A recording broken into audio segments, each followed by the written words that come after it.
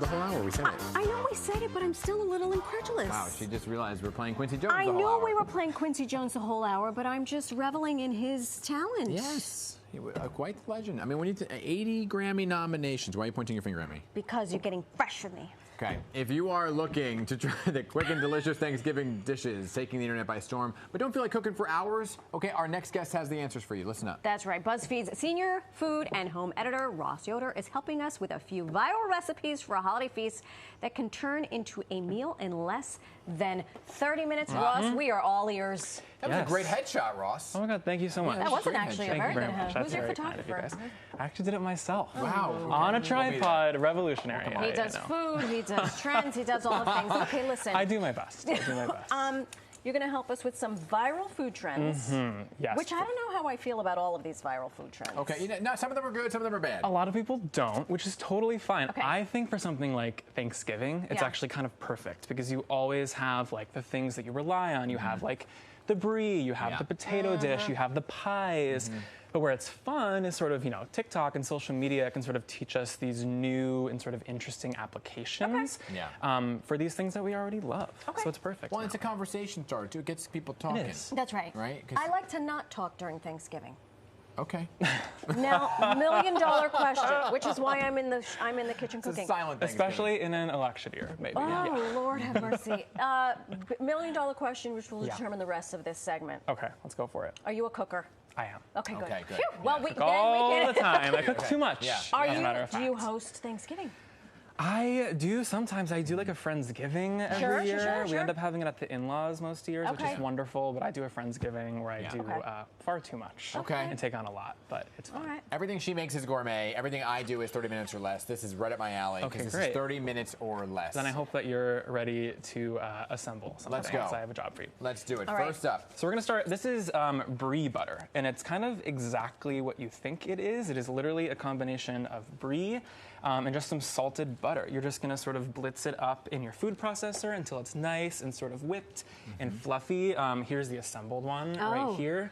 Is this a riff on the butterboard? Butterboard. It kind of is, yes. And people were very mixed on the butterboard. Did you like the butterboard? I didn't like the butterboard. Me neither. I liked it. You liked Not it? to be contrarian, but I really liked it. You did.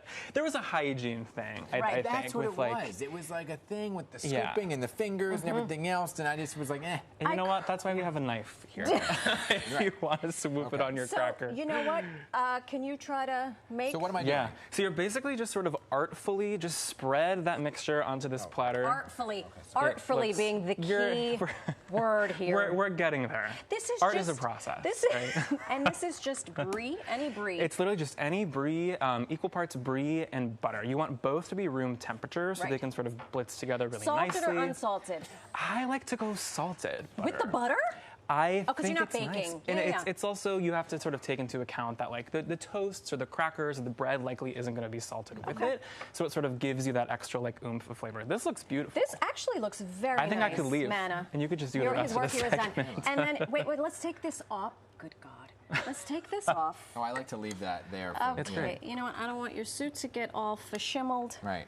So let's do this. Good that you're protecting him. Yes, this is great. All right, then you But just yeah, do a little... it's kind of, I've got some fig jam here, some pomegranate seeds, a little bit of thyme. But honestly, you can go wild with all the flavor combinations. You could do like... Honey. Honey would be great. Even like some chili crisp or chili crunch, I think would be really great. Oh, if you wanted to make it savory. How about a little, maybe like a pomegranate sauce? Pomegranate two ways? Ooh, yes. You like that? Like a pomegranate molasses, maybe, sort of like drizzled over top would be great. How about a balsamic glaze? Yes. Balsamic glaze would be great. Some basil if you want to sort of like chiffonade it up. But we're keeping it to the brie. We're keeping it, yes, we are keeping it to the brie. Okay.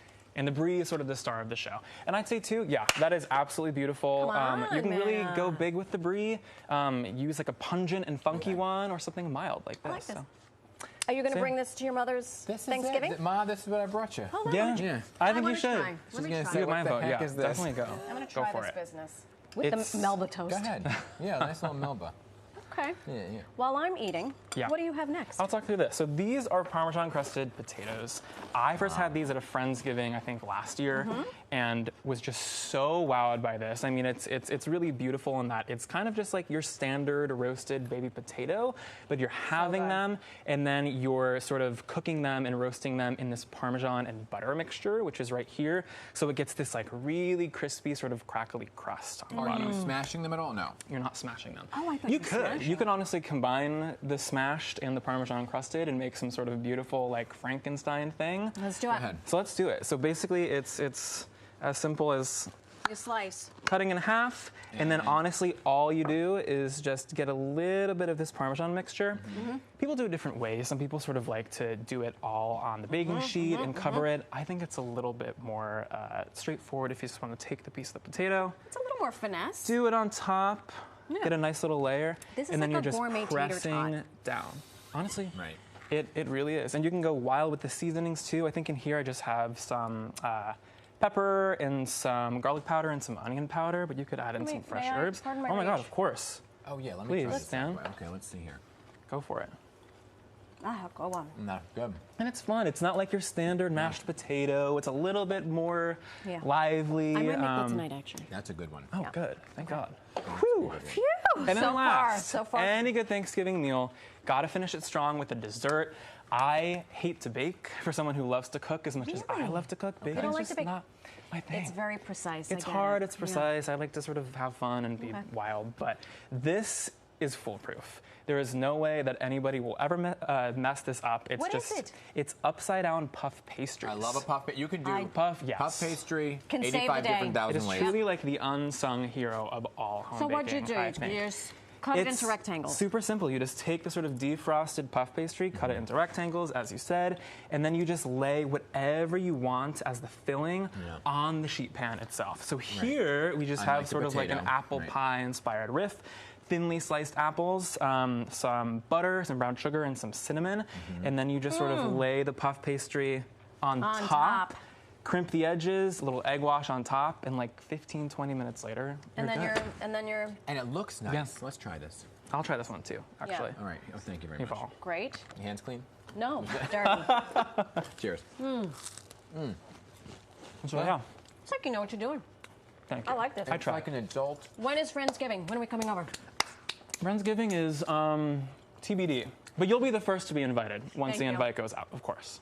It's the least I can do. It's like an adult Pop-Tart. That's right. Exactly. Check them out on BuzzFeed. BuzzFeed.com's food section. Very good.